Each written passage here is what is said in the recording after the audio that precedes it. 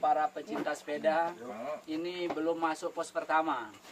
Jadi pesonanya luar biasa, kopinya, alamnya, udaranya yang sangat bersih. Ini adalah anugerah Allah, oksigen yang gratis. Tapi hanya cukup satu syarat, kita harus bersyukur kepada yang pemberi ini, yaitu Allah Yang Maha Kuasa. Oke, masih semangat? Oke, kepada pecinta sepeda dimanapun Anda berada, inilah pesona keindahan alam Kabupaten Bandar Muria. Jadi silakan datang kemari. Oke guys.